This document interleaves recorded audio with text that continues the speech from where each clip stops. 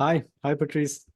Hello, good morning or good Good evening, morning. wherever we are in the world.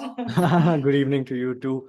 It's really great to have you here. I can see that everyone has started rolling in.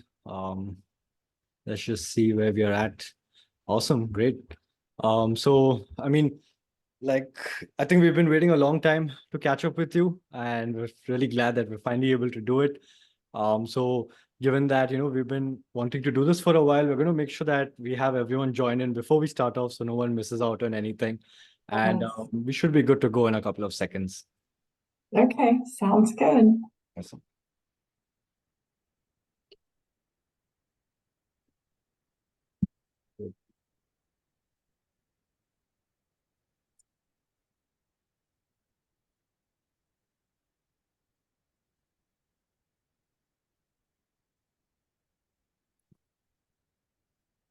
Hey, everyone who's joining in now. Thank you for joining us. Make sure to drop in your messages on the chat. We have Parag from the customer success team to converse with you guys to answer any questions you have. Be sure to just drop in a hi, hello. Let us know where you're signing in from. Be great to see you guys. Yeah. Awesome. So I think we are good to go, right? We don't want to make it too late for anybody. So what we're going to do is now I'm going to give you guys a brief, right? So first off, everybody, welcome. Welcome to Murf webinar with the famous Patrice Lynn. The agenda of our today's webinar is basically going to be around LND, Murf, Storyline, and AI as well as a broader topic, right? So I'm sure a lot of you have seen the new AI boom, right? And all of you are wondering how that's affecting various industries. So we thought, I think today is a good day to kind of focus on one industry, and that is LND. And I couldn't be more happy to have Patrice with us today. Just a brief about Patrice before we get started. She's a distinguished figure with over 25 years on the front lines of personal and professional development. As a best-selling author, speaker, Fortune 500 trainer, and results coach. Patrice has guided over 300 plus companies to profitability and empowered 1,000 plus individuals for success. At this moment, Patrice serves as a talent consultant at the State of California Leadership Academy. And I couldn't be more stoked to have her here with us. So, welcome, Patrice, and thank you so much for joining us. Oh, it's an honor to be here. I'm very excited that you invited me to speak to your audience today. Awesome, awesome. We're all Thank the you. way to 100 people. That's Yeah. great. And it's just going more and more above. That's awesome. I can't wait to see where we touch today. Cool. So to get started, Patrice, I was just going through your past work, your past experiences, and I must say, like, you have such a rich background. You've done so much in such little time, and it's just amazing, like, for someone like me to see that. And it gives me a lot of aspiration that, okay, that, there's a lot to achieve out there, right? And you're definitely a role model to follow for that. Um, that being said, Patrice, I think one question that all of us do have, right, seeing your entire background, is what is it like working with 300 plus companies, right? You must come across so many different scenarios, so many different Yes, individuals. So if you could just share a few thoughts on that, that would be amazing. sure. Yes, there are, everybody is an individual, and yet there's really some common themes that many businesses have in common. And so, what I found is that oftentimes when I work with the leaders, they don't really have a clear vision for Mhm. where they want to take the organization. Mhm. They don't have concrete goals set. They're not really tracking their cash flow really well. A lot of people don't know how to build teams or even really manage people. Mhm. A lot of times people are just going from one crisis to the next instead of really focusing on their priorities and managing priority management versus crisis management. Yep. And a lot of leaders have a lack of confidence, a lack of clarity. It's really amazing how people can, run big organizations, but they still maybe don't have as much confidence as they would like. And so it's always an honor to help people with their personal professional development. Mhm. And I worked with mostly small to mid-sized businesses. Mm-hmm. I'm, of course, now at the state of California, so it's a large organization, like Mm-hmm. 300,000 people. Mm-hmm. And what I find is that if I can help people focus on their strengths, both the leader focus on their strengths and play to their strengths, Mm-hmm. and not spend as much time on what they're not doing well, but what they're naturally gifted in being able to do, Mm-hmm. that really helps people excel a lot.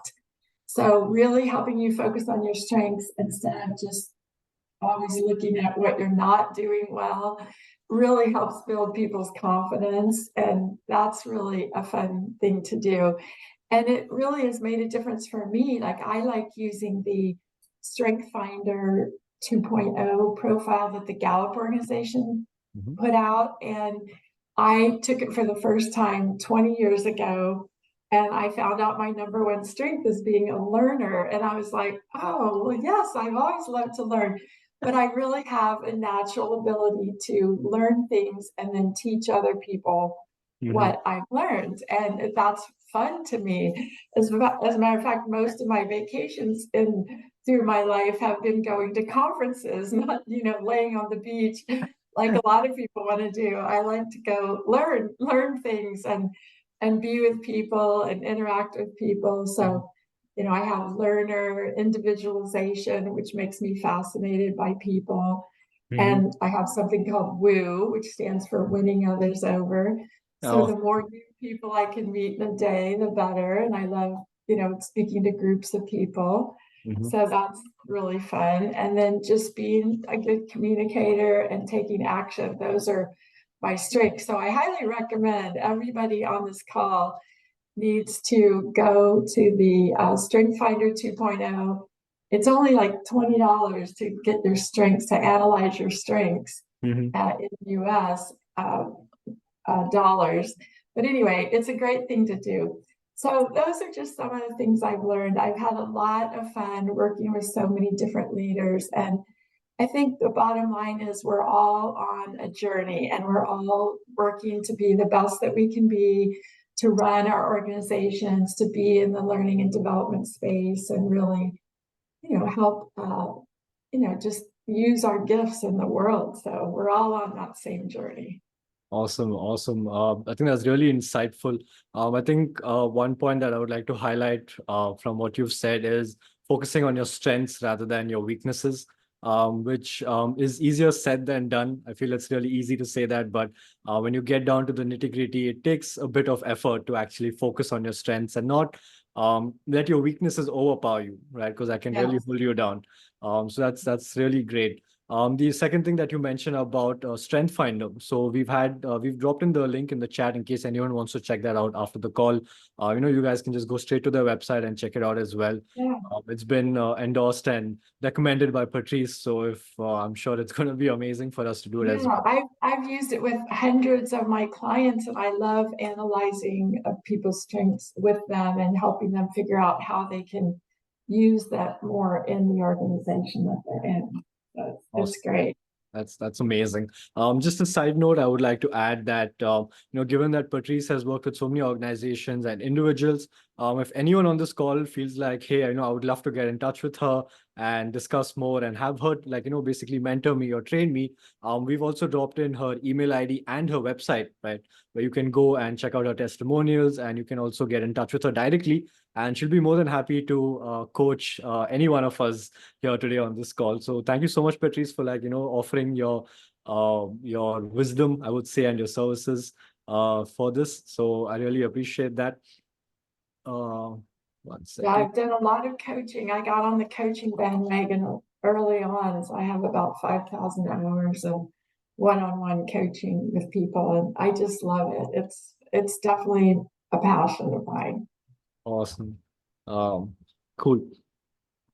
Moving on. So I would say, given hearing your vast experience and your journey from small size to mid-size companies, or I would say from an individual to a startup to a small size to a mid-size, Mhm. I feel that, you would be the right person to ask this question. And that is, what is your take on the new AI boom? Because I feel you've been there pre-AI and post-AI. And Yes. you'd have a really nice insight on that. Oh, I am so excited about AI, and I talk to different friends and colleagues, and I'm amazed that many people say, "Oh, it's really scary." That's like what everybody says, not the people that are using it, but the people that really don't know how to use it. They think it's scary. And I don't think it's scary at all. I mean, we have to embrace technology, and there's so many things that AI can do for us. And I've been able to just experiment a little, mostly using Chat GPT, but there's a lot of other platforms out there. And actually, in the project we're going to talk about with using Murf and the scripts, like you have to input the script into Murf. And what I used AI for was to edit some of our scripts, improve the grammar, cut down the words, because we took recordings of people just saying things naturally, and it has to get cleaned up a lot. So ChatGPT will do that in seconds. Yeah. And I've also designed curriculum through AI, like for change leadership programs, OKRs, which is objectives and key results. I've even had ChatGPT design a Excel pivot table curriculum for me. And one of the ones I'm really excited to use, you can use branching scenarios in e-learning, and you can actually use ChatGPT to design those branching scenarios. Like you have to give it some of the content, and then it will produce the scenarios. So there's just a lot of ways that you can really use AI that I find fascinating, and are so fast. And even some of the things like using Midjourney and making graphics and photos and things like that, it can really cut down your costs, especially if you're, an individual or a smaller company and you really don't have a big budget to just do all kinds of graphic design. AI can help you with that. So it's really, I think it's very exciting. Yeah, I totally agree. Like you mentioned, like, when you speak to your colleagues, there are a few people who are kind of skeptical and scared of it. But on Yes. the other side, there are people like us who just can't wait to see where it's going to take the entire Yes. industry and go. And I think one really key thing to learn about AI, or to keep in mind, is anybody can use AI, right? But to actually leverage it, you need to also learn how to use AI the right way, right? Now, whether that's Yes. GPT or Midjourney or any other AI tool that's out there, you can use it as a layman. But if you want to get the most out of it, like, you got to go deep into understanding what exactly the AI can do and how to get it to do that, right? I think Yes. last time when we had connected, we spoke about Chat GPT prompters, right? There's a whole job that's being created for people who are learning Yes. how to use AI, right? And they are able to help other individuals and organizations as well. So I Yeah, think, they call them prompt engineers. So like yes, you're learning how to engineer AI by the prompts, which is where yeah. the whole thing is. And I've heard that there's some companies that are using are paying like $300,000-400,000 a year salary to people that are prompt engineers. And a lot of it you have to teach yourself or go to some of the sessions. Like I did an AI summit with Mind Valley that was amazing. People from Disney and all kinds of really high level organizations talking about how they're using it in their organization. So it's really cool. That's really true. I mean, one half people say it's stealing jobs, and other half say that it's creating jobs. So it's Yes. really interesting to see where this is going to go in the future. Um, that being So said, all of us on this call, we need to be in the using it yeah. and staying ahead of the curve, right? Yeah, I totally agree. I couldn't agree more. Okay, so now my next question, or the next thing that I feel is the best, that a lot of us would like to hear, right? Given your long stint in L&D, we would love to know how you've gone about tailoring content based on the audiences. That's basically the learner, right? So if you could share a few points on that, that would be amazing. You mean more like the just talking about adult learning in general and Yes. how Okay. Yeah. Yeah, well, I got started in the 90s. I worked with these women that were experts on the brain and how people learn. And it was such an important part in my career because to this day, I use the things that we learned and using little like mini learnings, like little shorter learnings, but Mhm. also really rotating the style of the learning so that everybody will be impacted. I think one of the things I learned from them that we talked about that you liked was that you really want to rotate the style of what you're doing because Mhm. at any given time, only like 60% of the learners Mhm. are going to be engaged in whatever that modality is. So Mhm. like in live virtual meetings like Zoom, you Mhm. want to do like mini lectures and then you want to do uh, group discussion. Then you want to have like breakout rooms with 3 or 4 people. Then Mhm. you also want to have individual reflection time for people to do activities. So if Mhm. you just keep rotating, it keeps people engaged and they love it because there's always something new and different that's happening.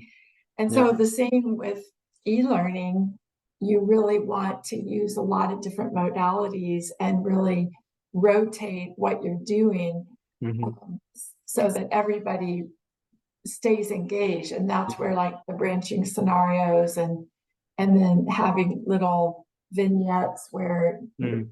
having people talk or different things, little videos, little audio teaching. I mean, you just have to keep it rotating Yeah. continually so that the learner stays engaged. And because we live in a time now where there's so many distractions and it's easy for people to get distracted. So we really want to have those micro learning Yeah. segments is Yeah. the best way.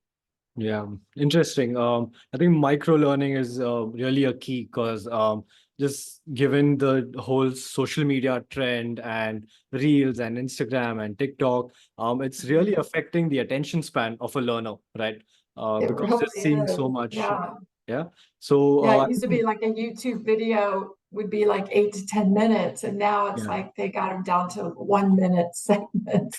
But Yeah. it's crazy, but you can learn a lot.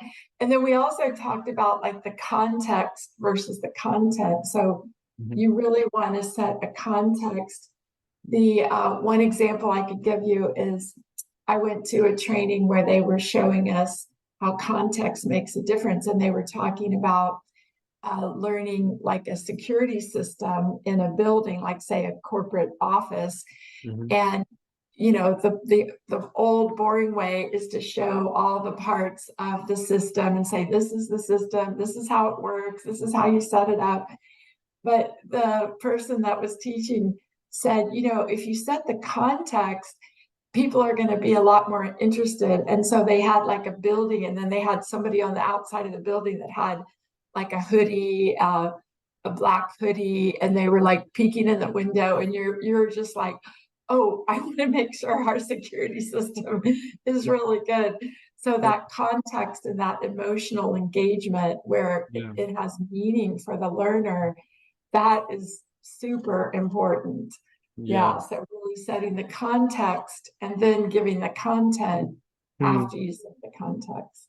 Yeah, yeah, I couldn't agree more. I feel when you take a more when you do not take a use case focus or an outcome focus approach, it's really easy to lose the interest or the attention of a learner because they need to understand, hey, why am I learning this rather than what am I Yes, learning, right? yes, Once you answer the why, the what kind of rolls into place automatically. They start wanting to know, okay, what else is there that I can learn to make my outcome a lot better, right? So, yes, absolutely. yeah, that's I totally agree. I'm really sorry. I think we've had a couple of polls that have gone out, so we can just take a quick look at the Yeah, results. Parag, if you yes. can just launch the results.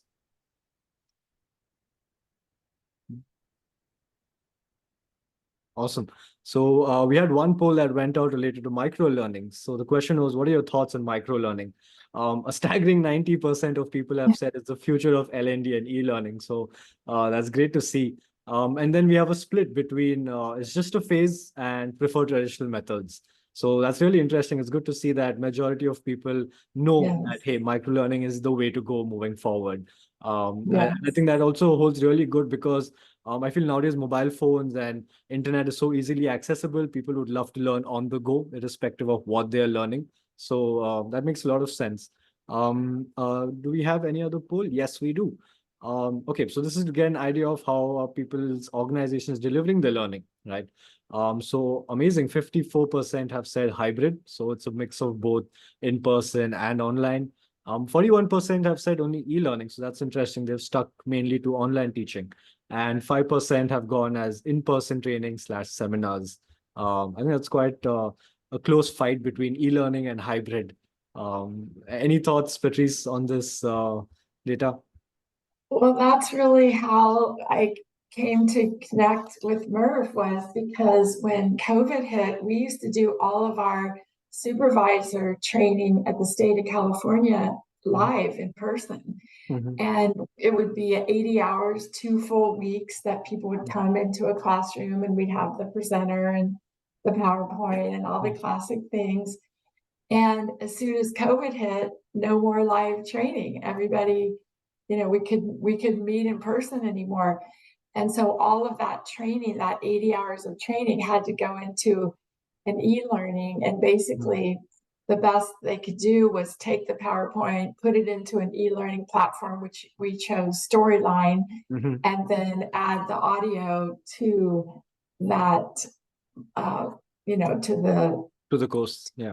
to the course, yeah. Yeah. And so the interesting thing is people feel, it's not as engaging as being in person. And yet, like at the state, we each year we can only have like 220 supervisors attend the training because some people had to drive and they had to stay in Mm. hotels, and there was a whole thing. And after COVID, we have had about 2,000 people a year take the same supervisory Wow. training because it's e-learning. And Wow. it really is like,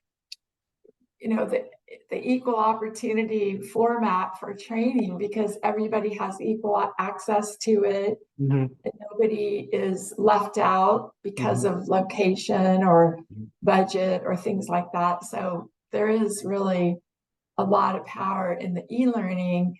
And now we just have to all learn how to make e-learning much more interesting and engaging so that people will get a lot out of it, and get people practicing the skills, and Mhm, as opposed to just listening. mhm. Get them really, yeah. So that was really how we got connected to Murf, because we needed better options for the voices that we were using in our e-learning training.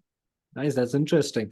That brings up one question in my mind before we move on to the main part of the webinar.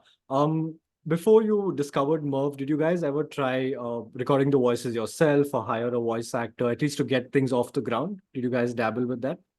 Oh yeah, Yeah. yeah. All the facilitators became voiceover and recording people, and they, the average person is not skilled in doing that, and Yeah. so it lacked a lot of consistency and quality, things like Mhm, that.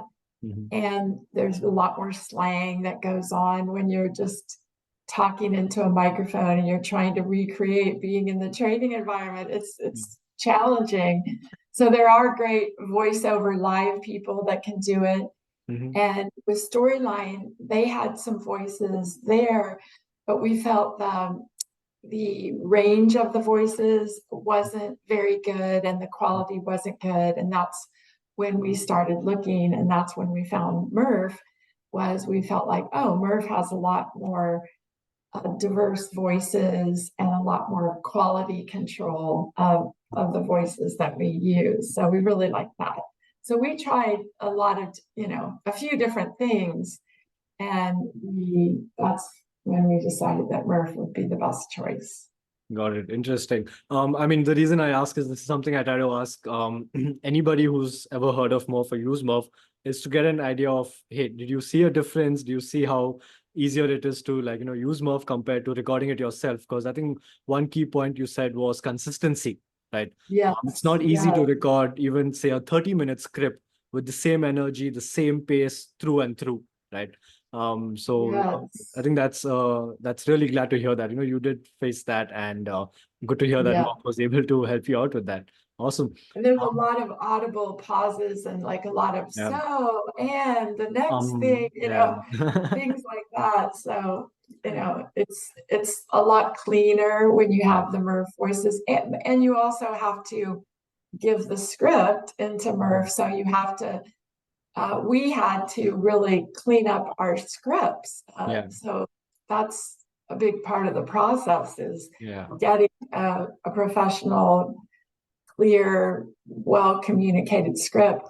Yep. And again, we were doing that in-house, editing, having people edit it, using Grammarly to clean up Mhm. the scripts. Mhm. And then a couple of times I was importing it into Murf, and I realized that some scripts were missing and there wasn't enough time to go through the whole process that we had. So I just talked to my manager and I said, I think I can take this and just put it in Chat GPT and let it Mhm. edit it and clean up the grammar. And like 15 seconds later, it was done. Uh-huh. So he's like, okay, he goes, this is really good. So you can really use AI for Yeah. a lot of things. Awesome. I think that's the perfect segue from, once you spoke about script, to now kind of move into, your workflow, your personal workflow, that you've used to basically convert your learning courses, or should I say modules, into voiceovers and then bringing it back into your LMS. So I'm going to hand it over to you now, where, you've been kind enough to create an amazing presentation to showcase to the audience today, which I think is going to be super beneficial to everyone who's joined in and who's going to be watching this on demand later. So over to you, Patrice. Please feel free whenever you're ready, we can get started. To everyone who's here with us, just a small note. If you have any questions while we are going through this presentation, don't worry. After every couple of slides, we will be stopping, taking any questions that you guys have, and then we'll be moving on, right? So the aim is to make this a learning experience for you guys as well. So be sure to engage with us and drop in any queries you have. Awesome. Sure, Patrice, now it's over to you. And you see the screen? Yes, yes. Okay, great. All right, so this is just a title slide, and then I have in the presentation broken it down into 8 phases. So we're going to start with the first 4 phases, which is, of course, creating the project in Murf with the name of the module, Mhm. preparing the script to import, Mhm. importing the script with the right settings, editing the script pronunciations for the MP3s Mhm. and the SRTs. And you see the little asterisk there. That means that that's the part that takes the most time. Mhm. And then we go to the second phase, which is phase 5 through 8. Mhm. And you see, we have to export the scripts once we have them all fixed up in Murf as MP3s and SRTs, or also the video format for the script. And Mhm. then we organize them so that we can import them properly, then import them into Storyline or whatever e-learning platform you're using, Mhm. and then test and edit the Storyline module. So I put together just a few things that will show you these phases and Mhm. how we were able to put it together. So Yep. basically, you create the project name in Murf, you select the e-learning module and hit create project. And Mhm. that's all really straightforward. Then when you get to this part, now you've got to prepare the script to import it into Murf. Now, the scripts that we were using look like what you see on this right, where we had a table Mhm. and we had the slide numbers and then what was going to be on each slide, Yep. the words, the script, that the audio for the slide. And what you'll see is that you cannot import it into Murf in that format. You have to get rid of all the bullets. You have to get rid of all the listed items, remove all the spaces, and you want to put it into just a paragraph format, like a block format. Now, Murf will only allow you 1,000 characters. So we just went ahead and said, max it at 950, because that way there's a little room for error. You have to remove all the hard returns, use periods. And then you'll see, like in the last one, it says labor relations. Well, that's a standalone title. You have to remove those by just backspacing the next sentence. So it just continues in a paragraph format. So when you do all of those things, it ends up looking like the one on the left, where you see these just paragraph blocks. Now, you'll see on slide number 4, there was more than the 1,000 character limit. So then you have to divide them into however many audio are going to be in there. So in this case, there were 2 audios for slide number 4. And then those slide numbers are really important when you go to import it, because it's all great if there's just one slide, one MP3 per slide, but it usually doesn't work out that way. So you have to keep track of which blocks are going into which slides. And then you'll see on the right, we got rid of the what's it called? The numbering, the slide numbering. Well, not the number, but the title. No, what's it called when you have it in all those blocks? I'm drawing a blank, but the table format. That's it. Yes. Yeah, you have to get rid of the table. And then, but then the next step is to get rid of the numbers. Okay. So the numbers are important when you go to import it into your e-learning platform, but when you import it into Murf, you don't want to have the numbers, because the Murf voices are going to say the numbers. So this is what it looks like when it's ready to import into Murf. And then in Murf, you we're at phase 3 now. You're going to import the script with the import script button on the left there. And then you also recommended for e-learning, it says split the script by paragraphs. So you import, split it by paragraphs, and then what you have is something that looks like this. And this is what it looks like once you put it into Murf. And each paragraph or block of text becomes an MP3 and SRT, or I think it's VTT, is that it for the video? VTT, SRT or VTT. But with, so that's what it looks like there. And then we've got the voices in Murf. So this is what it looks like, where you can then select the voices that you're going to use. And you'll see that there's a lot of diversity, which is what you want. You want young and old and different ethnic voices, all kinds of different, things that you can do with the voices. So you might have some comments to share about that. Yeah, definitely. I think one of the main parts of Murf is the diversity of voices that you have available at your fingertips. This ranges from 20 plus languages to like almost 200 plus voices from various countries all across the world, right? And we also deal with multiple accents. So if you're looking for a British accent, an Australian, an American, we've got a voice in all of them for you, right? And like Patrice was saying that, if you want to target your content to a particular audience, it's usually more relatable when you target it to an audience. When you target it to the voice, that's more relatable to the audience, right?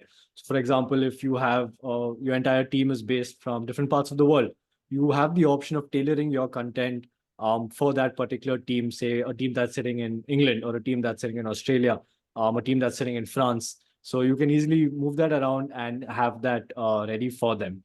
I think we have a couple of questions as well.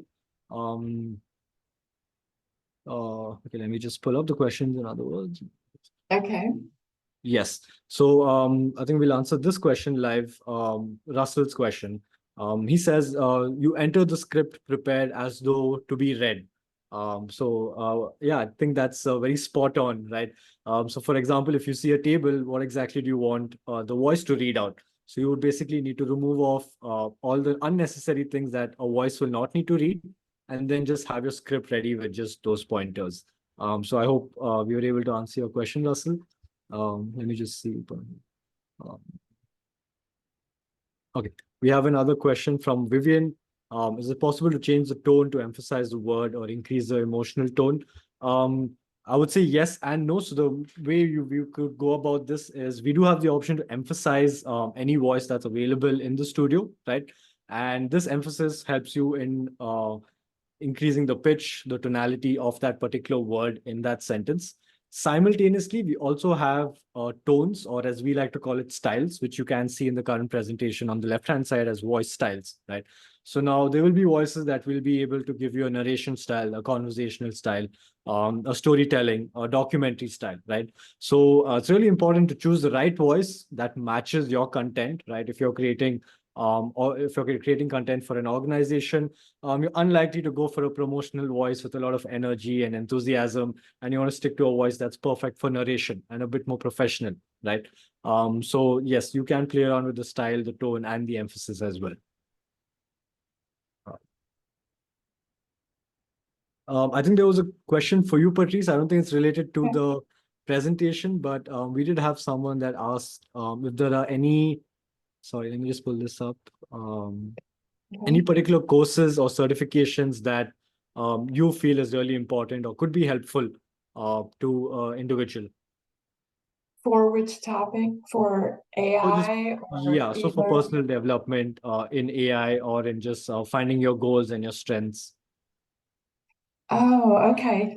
Well, there's a lot of training out there now with AI, and most of it is geared towards a particular product that people have developed or a platform they've developed. So they're teaching you about AI, but they're like, oh, but buy our software because we figured out how to do it. So, but you can learn a lot when you go to those. I did a training through Mind Valley, which is a personal growth organization, and it was excellent. And if you have the Mind Valley app, you can Mhm, go through that.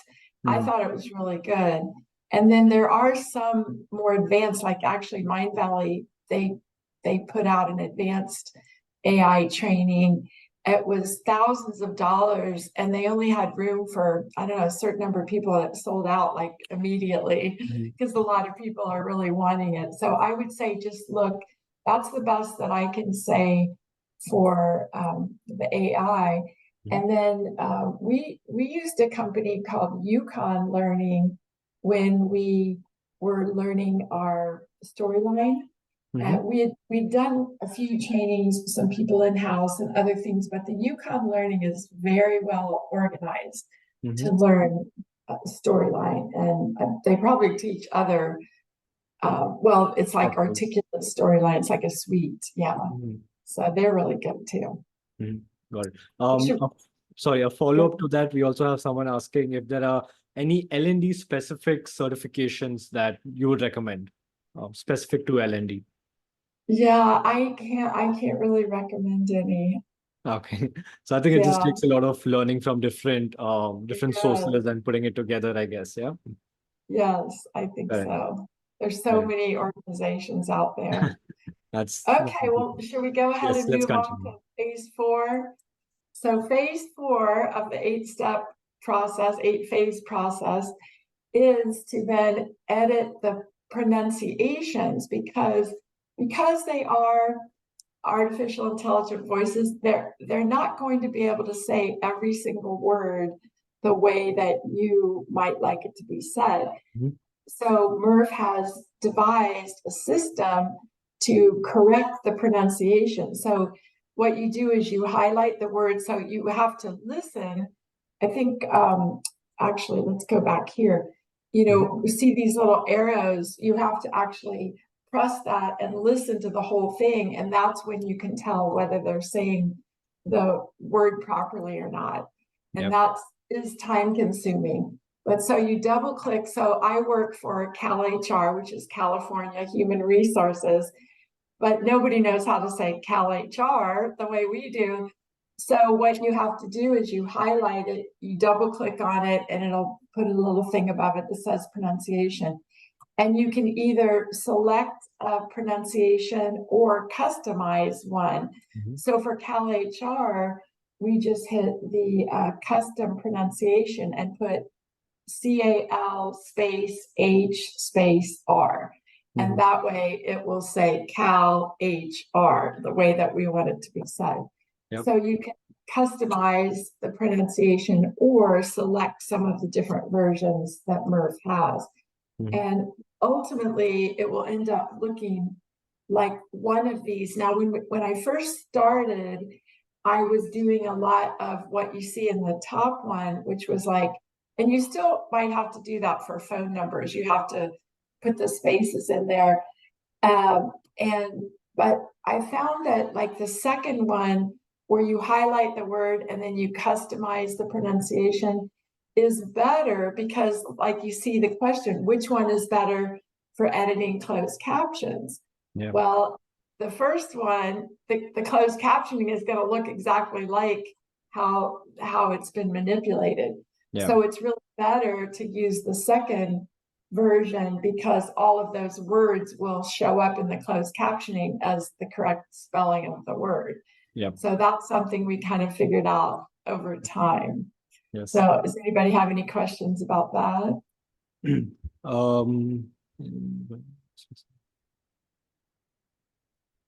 Yeah. So there is one question related to pronunciation, where you might run into things where you've updated the pronunciation, but it's still not sounding perfect, right? I think I will just go ahead and answer this. So so when you do open the pronunciation, you get the option. You can either choose from our smart suggestions, which we provide based on common words and dialects. You also have the option of creating custom pronunciations, right? So you don't need to use just what we've created. You can go dive into two ways. One is with a custom IPA. So for those of you who understand IPAs, that will make a lot more sense to you. And the other option is by alternative spellings, which is an easier way of saying spell it like how you wanted to say it, right? So you just need to break down the syllables and write it down in whichever way seems the most accurate to you. That is the easiest, but also has a lot more trial and error to it.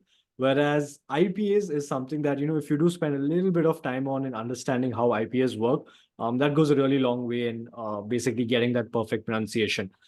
In very simple terms, an IPA is basically the computer. It's basically characters that you input into the system for the system to know what kind of a sound to make, right? So it's similar to how our syllables work, right?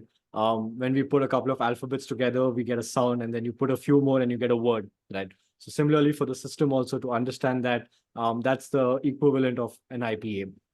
But again, if anytime you guys run into any issues where it's just not working out for you, you can always reach out to our support team from the studio itself, and we'll be more than happy to help you guys out. Yes. Yeah, the support is very good. I really appreciated having people to ask questions and getting answers back right away. So I love that. Yeah. And I also want to add something from an accessibility perspective. One of my managers and I were talking, and he said, Patrice, what happens if it's a real voice and they mispronounce a word? Because we're all human, and so we don't always all speak correctly. We mispronounce things. And I said, I don't know. And he said, you don't fix it. You just keep it in there. And so he gave us a little grace and permission with the Murf. It doesn't have to be perfect. It's like if there's some words that are not pronounced properly, you just kind of roll with it. It doesn't have to all be perfect, because it's just like human beings aren't going to say everything perfectly either. So I think that's really important to point out. Nice, that's really interesting. Yeah, go ahead. Yeah, I thought it was really good. So then that way you realize it doesn't all have to be perfect. Yeah.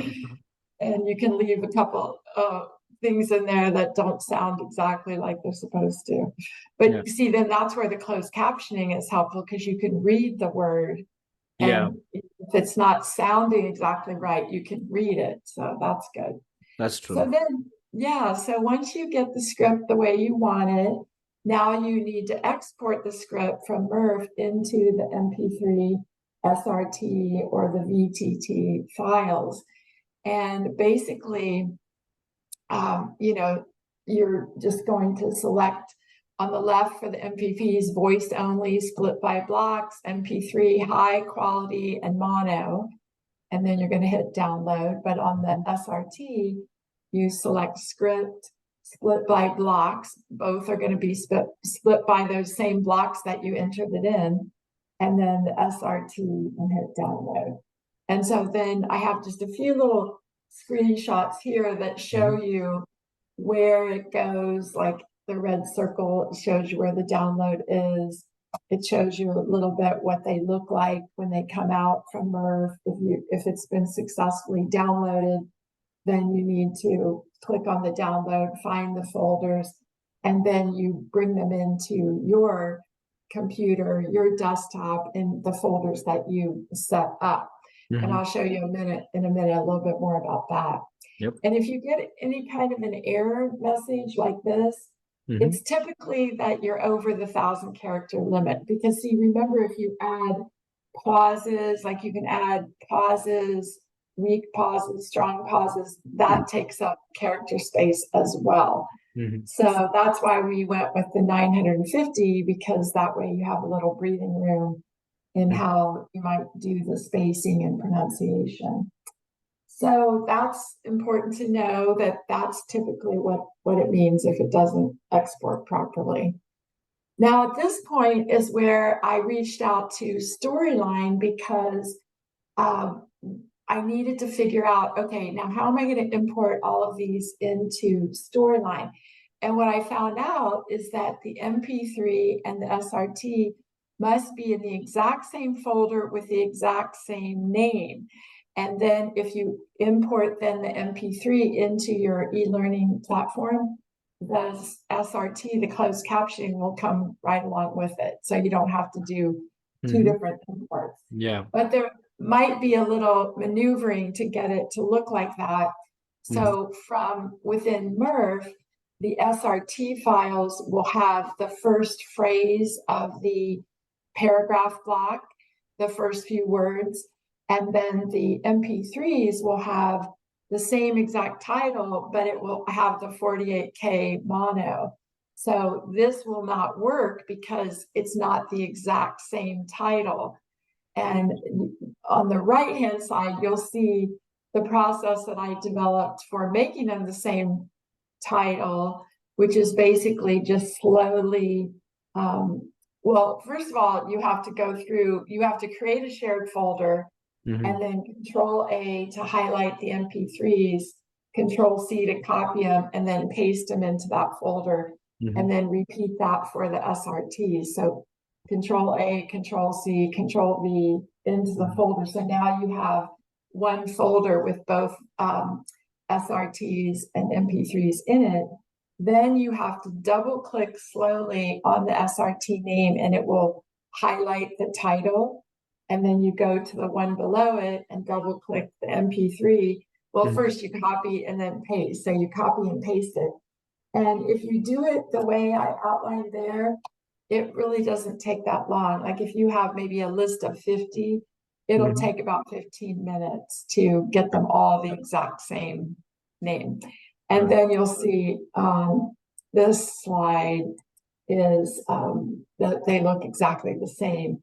And remember, again, when the MP3s and SRTs are in the exact same folder with the exact same name, then when you import the MP3 into your e-learning platform like Storyline, the SRTs will automatically populate, which is total happiness. Awesome. On that note, Patrice, I have some exciting news for you as well as anyone who's watching here today. You'll be happy to know that very soon, this issue of having mono 48K is going to be removed, right? And you will have the option at the time of export where you can choose whether you want the file name to just be the name of your project, or if you wanted to contain those extra details for another use case, right? So yeah, Okay. so just like, hold on for a few more weeks and your happiness will be given to you from the beginning from Murf itself. Yes. Awesome. Yes, please continue. And then I see you have a poll though. Did you want to let people know about that? Yes, let me just see if both the polls have been answered. Parag, if you've gotten enough results for the first poll, I think we can put out those results. Sorry, enough queries for the first poll. Well, if you want, I'll go ahead and go on and then we can come back to the polls. Yeah, I mean, we've got another 10 minutes. So why don't we finish the presentation and then we can focus on questions and polls and Okay, anything that else. sounds good. Yeah, sure. Okay, so the next thing then, phase 7 is that, let's see, okay, so phase 6, yeah, phase 5 is exporting, phase 6 is organizing the files so they're ready for import, and then phase 7 is actually importing them into your e-learning platform. Now, what you see on the screen is on the left-hand side is the storyline file and what it looks like when you're behind the scenes. You see the slides over here on the left. You see the audio tracks and everything that's on the slide below. And then what you want to do, so of course, I'm sure most of us have big screens. So you have part of the screen has the storyline file, and then the other part of the screen has the script. Okay, so this is the version that you want to keep where you have got the slide numbers and you can see what the first phrases are. And you can see, like on slide number 4, you've got 2 audio tracks. And Yep. so you can import both of those at the same time. And then you just make sure that they're correct because you can see what the first phrase is. And when you scroll over the audio track, it will match that same phrase. So Got then it. that's how you just line everything up and make sure you're getting the correct audio tracks in there. And then you can tell if it went correctly, meaning did the audio and the closed captioning come in together? Because when you click on the audio, you'll, if it says edit the captions, then the MP3s and the SRTs both were imported. If it only says add captions, then the MP3 was imported and there was some kind of problem you have to troubleshoot. Got And it. then the last phase is phase 8, where you are now going to go into the edit caption portion of your software, and you're going to listen to the audio again. And this time you're going to make sure that the transitions in the closed captioning are transitioning correctly.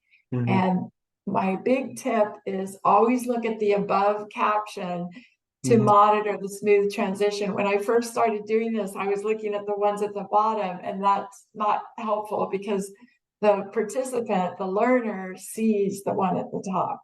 So you need to make sure it transitions. And there's a lot of little tricks about how you get, how you look at that WAV file and kind of figure out where the transitions are going to be and how many words and things like that. So that takes, just a little bit. And then once you do that part, you're going to preview the file with the closed captioning on so that you can then see it. And I recommend doing that slide by slide. Like don't publish the whole project, just Yeah. do publish slide by slide.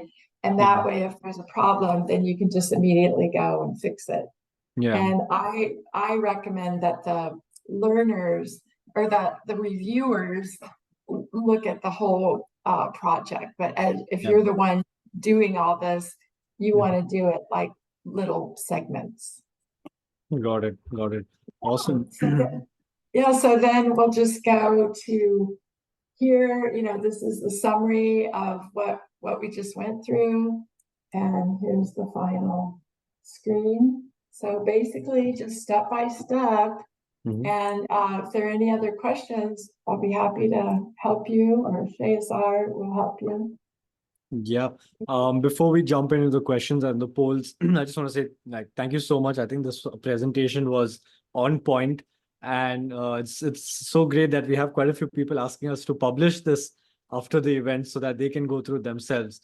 So we will Yes. make sure to publish one version of this, right, for people to definitely go through and get an idea of what are the 8 steps that you've taken to go from a script all the way to an end product in Storyline. Yeah. So I think we had a couple of questions related to that. So guys, don't worry, we will put out the course materials. You guys can take a look at it at your own leisure. Even if not in the follow-up emails to this session, we will make sure to add it over there, right? We have another 5 minutes, so I think it's a good time for us to quickly take a look at the polls. Parag, if you can just put up the polls one after the other.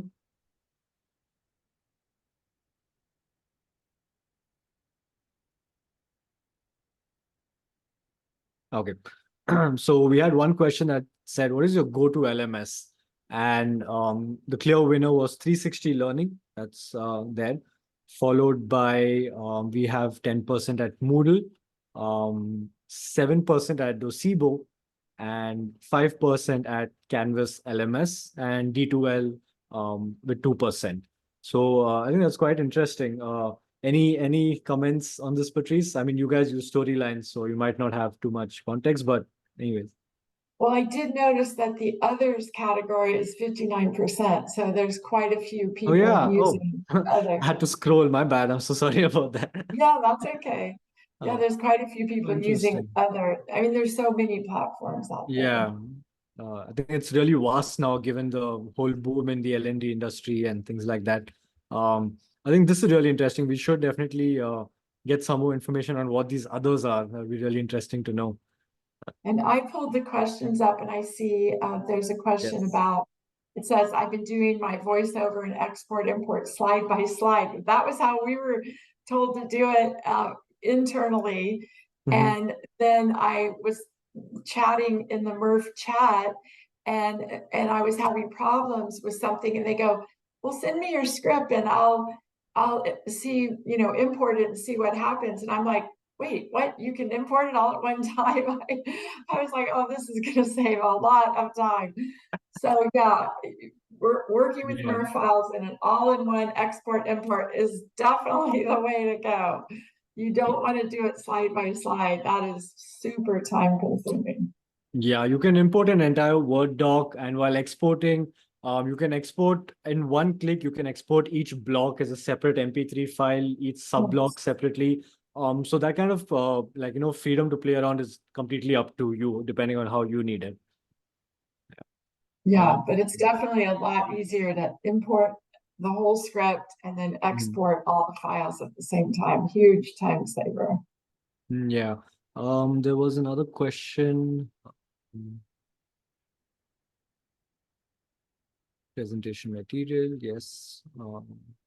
Litmus work. Okay, so we have thank you. We have a few people who put in their answers of others for the poll, so that's really helpful. Parag, I think we have a couple more minutes. Let's just see the other polls as well. So people's answers are there. Awesome. LMS import formats. So this is interesting. So majority of them use Chrome 1.2, followed by MP4 files, Chrome 2004, and then HTML5 and PowerPoint seems to have taken the last place in this particular poll. Yeah. I think that's quite expected given the new tools that are out there. Awesome. Do we have any other polls pending, Parag?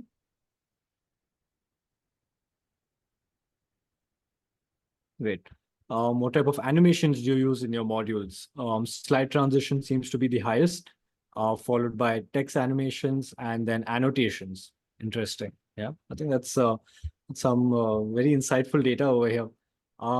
Guys, I would like to point out that the event will end soon, but if your questions have gone unanswered, do not worry. We'll be sure to send out follow-up emails to all of y'all with the recording of the webinar. You can use the same link and we'll make sure to answer the top questions here as well. So don't worry if anything has been missed out. We'll be sure to get back to you. Um, okay, go to course authoring tool. This is also interesting. So over here, it's a clear winner for Storyline 3, Yes. Articulate Storyline 3. I think there was a typo over there. Followed by others. Again, quite interesting to learn these. And then 360 Learning, PowerPoint, and Adobe Captivate. Interesting. So I think even this others is quite an interesting thing. So all of y'all who've put in others, make sure to send us your featured or your most what do I say, the tools that you guys are using, right? The reason I ask this is because we will then make sure to start curating Murf in a way that is easy for you to integrate with your tools, like how today we've discussed with Storyline 360. So I think that's all the time we have today. I just want to give a big shout out to Patrice. Thank you so much for taking the time out to join us. You're And so yeah, I don't think 1 hour was enough for us to cover everything. So welcome. maybe in the future, would love to have you back at some point in the future so we can keep going and maybe discuss a new topic another day as well. Yeah, That would be great. I would love it.